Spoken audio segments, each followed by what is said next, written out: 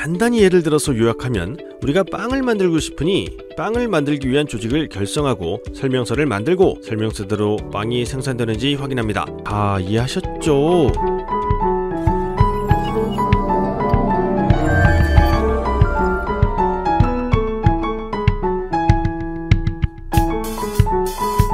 안녕하세요. 품질안전팀 최용수입니다. 저번 시간에는 햇섭의 7원칙 12절차 중 사전준비 5단계에 대해서 알아보았습니다. 5단계를 준비하였으니 그 다음 단계인 7원칙으로 넘어가는데요. 7원칙 중 첫 번째, 두 번째, 세 번째 원칙에 대해서 이번에 공부해 보도록 하겠습니다. 그럼 교육 시작합니다. 우선 간단히 저번 내용을 복습해 보겠습니다. 왜냐면 저번 교육은 이미 여러분들의 머릿속에서 지우개로 깨끗이 지워야 하니까 라는 노래처럼 기억이 안 나실 가능성이 높으니까요. 저번 교육 내용은 사전준비 5단계였는데요. 햇섭 팀 구성, 제품 설명서 작성, 용도 확인, 공정 흐름도 작성, 공정 흐름도 현장 확인이 그 내용입니다. 간단히 예를 들어서 요약하면 우리가 빵을 만들고 싶으니 빵을 만들기 위한 조직을 결성하고 설명서를 만들고 설명서대로 빵이 생산되는지 확인합니다. 무슨 용도로 만드는지도 확인하고 공정대로 잘 만들어지는지 확인해야 한다는 것이 간단한 요약이었습니다. 다 이해하셨죠? 와와와와와.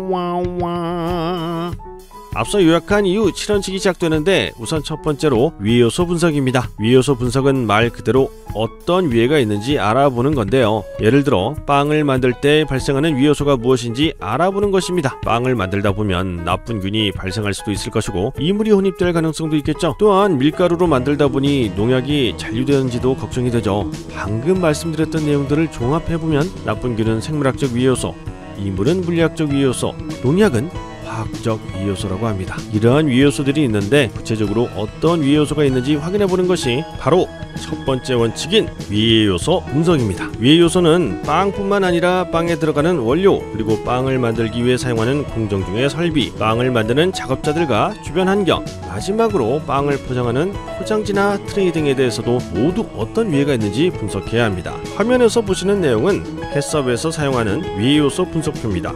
이러한 표를 토대로 위해요소를 분석하는 것이죠. 우리 공장의 경우에는 원료가 500개가 넘어가고 제품은 100개가 넘습니다. 그리고 제품마다 공정이 모두 다르죠. 이 위해요소 분석을 만들려면 어마어마한 시간이 필요하겠죠. 햇섭 업무를 하는 인원은 이 일을 진행합니다. 보통 힘든 일이 아니에요. 위해요소를 분석해서 여기에 대한 원인과 예방 내용도 수립해야 합니다. 자, 이 첫 번째 작업이 끝나면 두 번째 원칙인 중요 관리점 결정입니다. 이 내용이 무엇이냐? 빵을 만들기 위해서는 우리가 오븐에 넣어서 굽는 작업을 합니다. 그런데 굽는 작업을 하면 생물학적 위해요소, 즉 미생물을 구워버리기 때문에 안전한 빵이 되죠. 그런데 이때 빵을 굽는 온도와 시간, 그리고 빵 내부의 온도 등 이러한 온도와 시간이 얼마 이상이 되어야 미생물로부터 안전한지 설정하는 수치와 방법이 바로 중요 관리점입니다. 제품을 포장하고 엑스레이나 금속 검출기에 넣어서 금속 이물이 있는지 없는지 확인하는 방법, 이것은 물리학적 위해요소를 제어하며 제품마다 크기가 다르기에 이를 조정하기 위한 관리점이 바로 테스트 피스의 사이즈입니다. 이것이 바로 중요 관리점입니다. 우리 공장에서는 화학적 위해요소를 제어하는 방법은 없는데 이 부분은 실험을 통하여 성적서로 확인하고 있습니다. 자, 위생적인 제품을 만들기 위해서 위해요소를 분석하고 이를 관리하기 위한 중요 관리점까지 확인했습니다. 그 다음 세 번째 원칙은 한계 기준의 설정입니다. 그런데 이미 한계 기준 설정을 말씀을 드렸어요. 어떤 거냐면요, 아까 말씀드렸던 중요 관리점, 우리 공장에서 만드는 빵의 위해요소를 제어하기 위해 말씀드렸던 오븐에 굽는 작업과 이물이 있는지 확인하는 이물 검출기 통과, 여기서 오븐 온도와 굽는 시간, 이물 검출기의 테스트 피스 사이즈, 이 부분들이 해당 조건들을 충족하기 위한 한계 사항이며, 즉 여기까지는 인정해줄게 하는 한계선이죠. 이것이 바로 세 번째 원칙인 한계 기준입니다. 설명을 들어보시니까 어려운 내용이 아니죠?